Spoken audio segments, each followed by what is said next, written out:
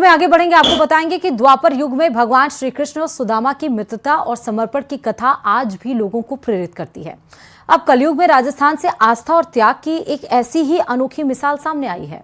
डूंगरपुर जिले के एक साधारण किसान अमरजी गौतम पाटीदार ने अपनी करीब 10 करोड़ रुपए की संपत्ति भगवान सामलिया सेठ के नाम समर्पित कर दी।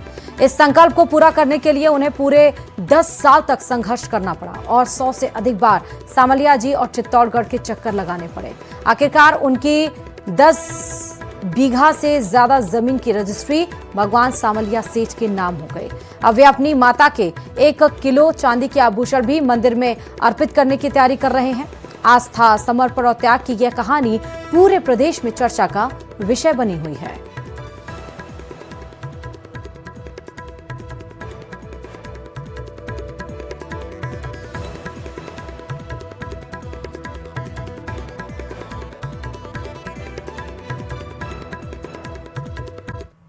विश्व प्रसिद्ध धार्मिक नगरी खाटू श्याम जी के सुनियोजित विकास को लेकर राजस्थान सरकार ने बड़ी तैयारी शुरू कर दी है। मुख्य सचिव वी श्रीनिवास ने खाटू श्याम जी पहुंचकर बाबा श्याम के दर्शन किए हैं, मंदिर परिसर का निरीक्षण किया और इस दरमियान उन्होंने कहा कि मुख्यमंत्री के विजन के अनुरूप खाटू श्याम जी के समग्र विकास की व्यापक कार्य योजना तैयार की जाएगी। अगले सप्ताह यूडीएच, पीडब्ल्यूडी, पर्यटन विभाग और श्री श्याम मंदिर कमेटी के साथ बैठक होगी, जबकि 2 सप्ताह के भीतर विकास का विस्तृत खाका मुख्यमंत्री के समक्ष प्रस्तुत किया जाएगा। रिंग रोड निर्माण, सीवरेज व्यवस्था और बिजली की अंडरग्राउंड लाइन जैसी योजनाओं को प्राथमिकता दी जाएगी ताकि श्रद्धालुओं को बेहतर सुविधाएं मिल सकें और खाटू श्याम जी का विकास सुनियोजित तरीके से संपन्न हो सके। दर्शन किया हूं और आशीर्वाद लिया हूं। माननीय मुख्यमंत्री जी का विजन है खाटू श्याम जी रीडेवलपमेंट प्लान एक सुचारू रूप से इसमें अमल में लाए जाएं। जो कार्य इसमें चल रहे हैं, टूरिज़्म विभाग द्वारा जो स्वदेश स्कीम के अंतर्गत कुछ निर्माण कार्य चल रहे हैं, उसका भी मैंने निरीक्षण किया हूं और इसके आगे की जो रूपरेखाएं हैं, इसमें डिस्ट्रिक्ट एडमिनिस्ट्रेशन के साथ, मंदिर के ट्रस्टीज़ के साथ, नगरपालिका के साथ और हमारे जो राजस्थान सरकार के जो विभाग हैं, जिसमें देवस्थान हैं, टूरिज़्म हैं, पीडब्ल्यूडी हैं, एलएसजी हैं, इन विभागों के साथ भी अगले हफ्ते में एक विस्तृत बैठक आयोजित करूंगा।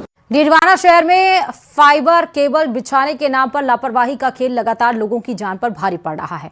केबल बिछाने वाली कंपनियों और ठेकेदारों ने शहर की सड़कों और गलियों को जगह जगह खोदकर छोड़ दिया, लेकिन गड्ढों को भरने और सुरक्षा के कोई इंतजाम नहीं किए जा रहे। ताजा मामला गोपाल गौशाला के पास का है, जहां खुदाई के दरमियान मिट्टी धंसने से एक ट्रैक्टर ट्रॉली पलट गई। गनीमत रही कि इस हादसे में कोई जनहानि नहीं हुई।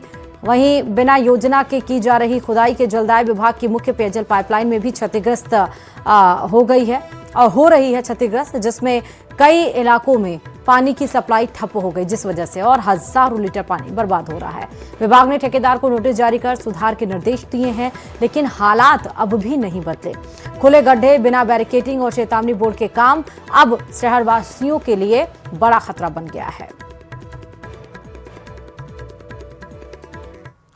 की वजह से वो लाइनें ब्लॉक हो गई है। कृषि मंडी रोड पर लाइनें टूटी हुई है। 15 दिन से इनको बता दिया, फिर भी ये सही नहीं कर रहे हैं। ये काफ़ी जगह तोड़ने की वजह से पेयजल आपूर्ति की बहुत ज़्यादा समस्या आ रही है शहर में। इनको विभाग द्वारा नोटिस दे दिया गया है, फिर भी इनका कोई अभी तक जवाब नहीं आया है। जलदाय विभाग से इन्होंने किसी भी प्रकार की कोई परमिशन नहीं ली है। इनको बार बार अवगत कराया जा रहा है कि आप जहाँ भी काम करो हमें बता दिया करो, ताकि हम अपने आदमी भेजकर आपको लाइनों के बारे में बता दें, लेकिन इनके द्वारा हमें कोई इन्फॉर्मेशन नहीं दी जाती है कि आज हम यहाँ काम कर रहे हैं। नमस्कार, बहुत स्वागत है आपका राजस्थान लाइव में। मैं हूं आपके साथ श्रुति श्रीवास्तव। शुरुआत करेंगे बुलेटिन की बड़ी खबर के साथ।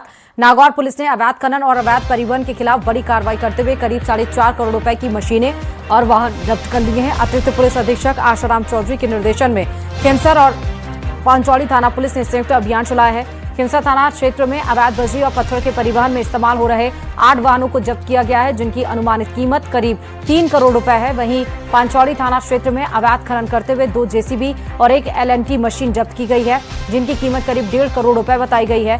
कार्रवाई के दरमियान एक आरोपी मौके से फरार हो गया, जिसकी पुलिस तलाश कर रही है।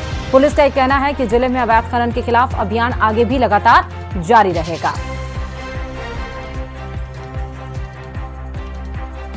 ज्यादा जानकारी के साथ संवाददाता अशोक इस खबर पर जुड़े हुए हैं। अशोक, अवैध खनन और अवैध परिवहन के खिलाफ बड़ी कार्रवाई हुई है, क्या कुछ जानकारी इसको लेकर? जी बिल्कुल, नागौर पुलिस लगातार अवैध खनन और अवैध परिवहन को लेकर कार्रवाई कर रही है। पिछले दिनों भी कार्रवाई को अंजाम दिया गया था, जिस दौरान कई लोग जो है फरार हो गए थे और सामान जब्त किया था। अभी कल फिर एक बार जो है इस कार्रवाई को अंजाम दिया है, जिसमें बड़ी बड़ी मशीनें जो अवैध खनन में काम आने वाली है, जिसमें परिवहन जो है वो किया जा रहा था। इन जो है सामानों के साथ ही जो गाड़ियां हैं, जो एल&टी मशीनें हैं, जो डंपर हैं, ट्रैक्टर हैं, उन्हें जब्त करने की कार्रवाई जो है वो की गई है। खीवसर थाना पुलिस की ओर से ये कार्रवाई जो है वो की गई है। पदमसर चौराहे के आसपास जहां अवैध रूप से खनन कर जो है गाड़ियां ले जाई जा रही थी, उसमें जो है 6 डंपर जब्त किए गए हैं, ट्रेलर भी हैं। इसके अलावा जो सामान है वो भी जब्त किया है, जिसकी कीमत अनुमानित लागत जो है वो 3 करोड़ रुपए है। वहीं पाचोड़ी थाना क्षेत्र में भी इस तरह की कार्रवाई की गई है, जहां पर बड़ी बड़ी मशीनों से, एल&टी मशीनों से, जेसीबी मशीनों से अवैध खनन किया जा रहा था। इन मशीनों को जो है करीब 1.5 करोड़ की कीमत इनकी बताई जा रही है, उन्हें भी जब्त कर लिया गया है। साथ ही हिदायत भी दी गई है, पुलिस की ओर से चेतावनी दी गई है, जहां जहां अवैध रूप से खनन किया जाएगा और परिवहन किया जाएगा, उन पर सख्ती से कार्रवाई जो है वो करने के निर्देश जो है समस्त थानाधिकारियों को दिए गए हैं। साथ ही जो एडिशनल एसपी हो या एसपी हो, वो खुद इस मामले की मॉनिटरिंग कर रहे हैं और समय समय पर लोगों की शिकायत अगर मिलती है तो उस पर जो है त्वरित कार्रवाई करने के निर्देश भी यहाँ पर दिए गए हैं। तो अवैध खनन और अवैध परिवहन को लेकर नागौर पुलिस जो है अब सतर्क नजर आ रही है। इसे लेकर जो है थाना अधिकारी से लेकर कांस्टेबल तक सभी को हिदायत दी गई है कि कहाँ भी इस तरह की शिकायतें मिलती है तो उन पर ठोस कार्रवाई की जाए, अन्यथा उन पर जो है कार्रवाई करने के लिए भी यहाँ पर कहा गया है। जहां पर अवैध रूप से खनन पाया गया है या अवैध परिवहन पाया गया, जिसकी शिकायतें मिलती है, कार्रवाई नहीं की जाती, तो संबंधित थाने पर भी जो है कार्रवाई की जा सकती। तो इसको लेकर जो है लगातार पुलिस जो है अब अलर्ट मोड पर है। समय समय पर अलग अलग थाना क्षेत्रों में इस तरह की कार्रवाई की जाएगी। जी अच्छा, क्या लग रहा है कि ऐसी बड़ी कार्रवाई जो की गई है, अभियान जो चलाया गया है, इसके बाद से ये जो अवैध परिवहन, अवैध जो खनन है, उसमें कुछ रोक आ पाएगी? क्या इससे कुछ संदेश गया है, मैसेज गया है कि ये लोग डरे, इन पे खौफ पैदा हो?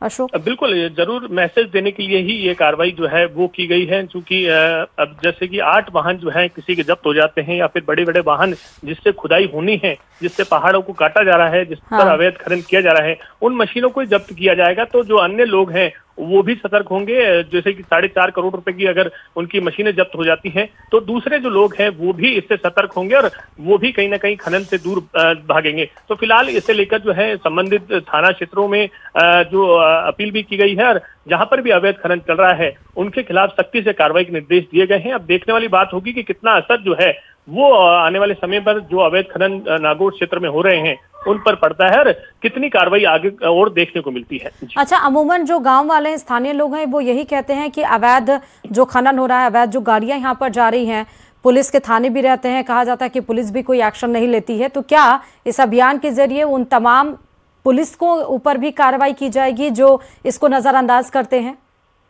जी बिल्कुल, आमतौर पर कई बार जो है कई दबंग लोग जो होते हैं वो गांव वालों को जो है डरा कर रखते हैं, धमका कर रखते हैं कि किसी तरह की शिकायत अगर की जाती है तो कार्रवाई होती है। तो ऐसे में शिकायतें जो है पुलिस जो है ग्रामीणों की ओर से नहीं की जाती। तो अब जो है कोई भी अगर शिकायत मिलती है या फिर परिवहन या अवैध खनन जैसी कोई जानकारी मिलती है, उस पर जो है ठोस कार्रवाई वो पुलिस की ओर से करने के यहाँ पर निर्देश जो है एसपी और एडिशनल एसपी की ओर से दिए गए हैं। तो अब देखने वाली बात होगी कितनी शिकायतों पर कितना काम जो है आने वाले समय में मिलता है, क्योंकि प्रथम जो कार्रवाई है वो ऐसी देखने को मिली है जिसमें 4.5 करोड़ रुपए की जो मशीनें हैं जो जिससे अवैध खनन किया जा रहा था उनको जब्ती करने की यहाँ पर कार्रवाई की गई। तो आने वाले समय में हो सकता है कि आसपास के इलाकों में जो भी इस तरह की अवैध खनन की कार्रवाई है उस पर भी लगाम लग सकती है, क्योंकि एक बार जब कार्रवाई होती है तो थोड़े दिनों के लिए जरूर जो है वो काम बंद हो जाता है, लेकिन अब ये कितनी प्रभावी रहती है, कितने दिनों के लिए प्रभावी रहती है, ये भी देखने वाली बात होती है। जी ठीक है अशोक, उम्मीद है कि इस कार्रवाई के जरिए ग्रास रूट तक वो मैसेज गया हो। फिलहाल बहुत शुक्रिया तमाम जानकारी देने के लिए।